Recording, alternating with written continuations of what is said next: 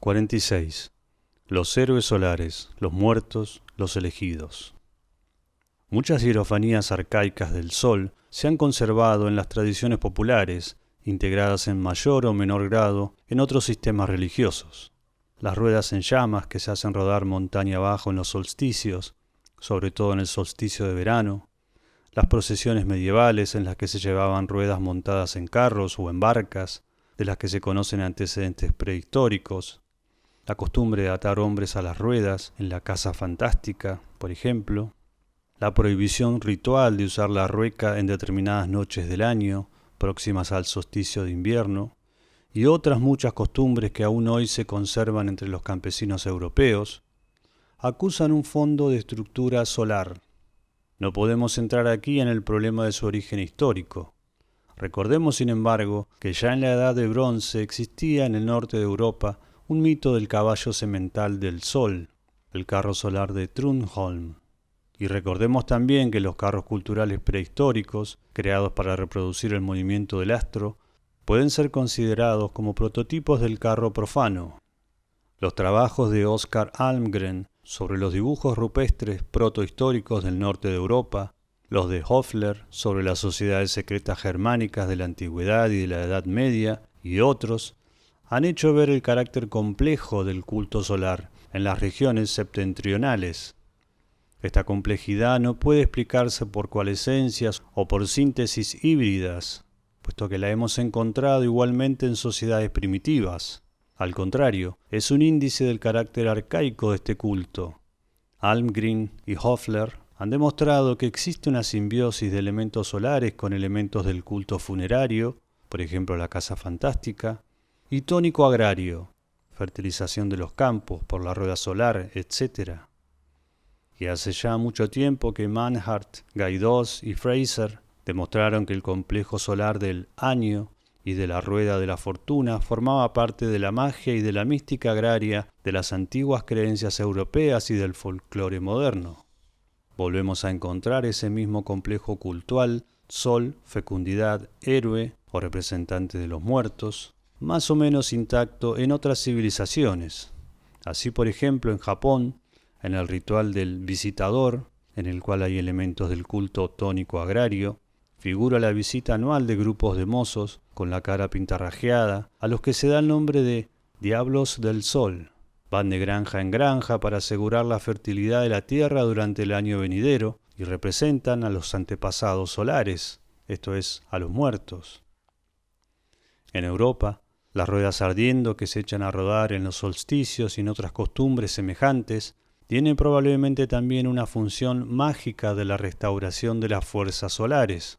En efecto, sobre todo en los países del norte, el hecho de que los días se acorten a medida de que se acerca el solsticio de invierno hace temer que el sol pueda apagarse. En otras partes, ese miedo se traduce en visiones apocalípticas. La puerta del sol o el hecho de que el sol se nuble se consideran como signos del fin del mundo, es decir, de la consumación del ciclo cósmico a la que sigue casi siempre una nueva cosmogonía o una nueva raza humana. Los mexicanos, para asegurar la perpetuidad del sol, le sacrificaban continuamente prisioneros cuya sangre iba destinada a renovar las agotadas energías del astro. Sin embargo, es una religión llena de sombrío terror a la catástrofe cósmica periódica. Por mucha sangre que se le haya ofrecido, llegará un día en que el sol caiga. El apocalipsis forma parte del ritmo mismo del universo. Otro conjunto mítico importante es el de los héroes solares, frecuente sobre todo en los pastores nómadas, es decir, entre razas de las que irán saliendo las naciones llamadas a constituir la historia. Encontramos héroes solares entre los pastores africanos, otetontes, hebreos, masái, por ejemplo, entre los turco-mongoles, por ejemplo el héroe Geser Khan, entre los judíos, Sansón, y sobre todo en todas las naciones indoeuropeas. Se han escrito bibliotecas enteras en torno a los mitos y leyendas de los héroes solares, y se han perseguido sus rastros hasta en las canciones de cuna. No hay que condenar en bloque esta manía solarizante. Es indudable que en un cierto momento todas las etnias de que hemos hablado han conocido la boga del héroe solar. Pero lo que no se puede es querer reducir a toda costa el héroe solar a una epifanía del astro. Ni su estructura ni su mito se reducen a la pura y simple manifestación de los fenómenos solares, aurora, rayos de sol, luz, crepúsculo, etc. El héroe solar tiene además siempre una zona oscura, la de sus relaciones con el mundo de los muertos, la iniciación, la fecundidad, etc. El mito del héroe solar contiene asimismo elementos de la mística del soberano o del demiurgo. El héroe salva al mundo, lo renueva, inaugura una nueva etapa, que consiste a veces en una nueva organización del universo. Dicho en otras palabras, conserva todavía la herencia demiúrgica del Ser Supremo. La evolución de Mitra, por ejemplo, que pasa de dios celeste a dios solar y más tarde a Soter en su calidad de Sol Invictus, se explica en parte por esa función demiúrgica de organizador del mundo. Mitra mata a un toro del que salen los granos y las plantas, etc. Hay otras razones por las que no pueden reducirse los héroes solares a epifanías del astro, como lo ha hecho la mitología naturalista, y una de ellas es que toda forma religiosa tiene un fondo imperialista que le lleva a asimilarse continuamente el contenido, los atributos y los caracteres de otras formas religiosas, a veces muy distintas de ella.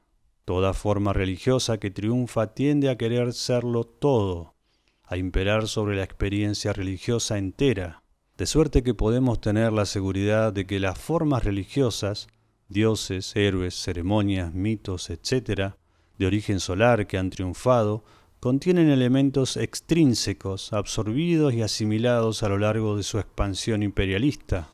No vamos a terminar esta sucinta morfología de las hierofanías solares con una visión de conjunto, porque esto equivaldría a volver a repetir los temas principales sobre los que hemos ido deteniendo el curso de nuestra exposición. La solarización de los seres supremos, las relaciones entre el sol y la soberanía, la iniciación, las élites, su ambivalencia, sus relaciones con los muertos, la fecundidad, etc. Pero merecería la pena subrayar la afinidad de la teología solar con las élites, sean estas de soberanos, de iniciados, de héroes o de filósofos. Las hierofanías solares, a diferencia de las demás hierofanías cósmicas, tienden a convertirse en privilegio de un círculo cerrado, de una minoría de elegidos, lo cual favorece y acelera su racionalización. El sol, asimilado a un fuego inteligente, acaba a la larga por convertirse, en el mundo grecorromano, en un principio cósmico. De hierofanía se convierte en idea, siguiendo un proceso análogo al de otros dioses uránicos. El sol es nuevo cada día, decía Heráclito. Para Platón, es la imagen del bien tal como se manifiesta en la esfera de las cosas visibles. Para los órficos es la inteligencia del mundo. La racionalización y el sincretismo se van desarrollando conjuntamente.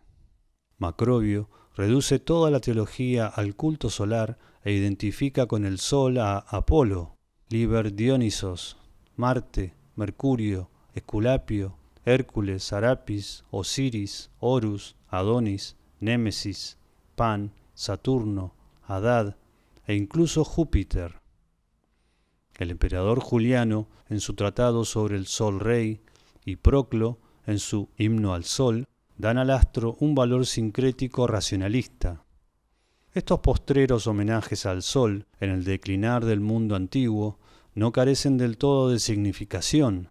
Bajo la nueva escritura de esos palimpsestos se conservan vestigios de las hierofanías auténticas arcaicas.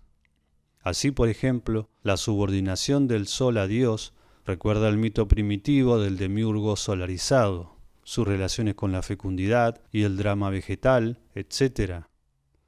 Pero en general no son sino una pálida imagen de lo que en otro tiempo significaron las hierofanías solares, una pálida imagen que el racionalismo ha borrado más todavía.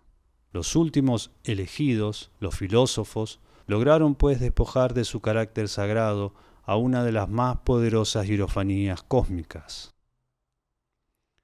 Mircea Eliade, Tratado de Historia de las Religiones, @ Audiolibro Humano.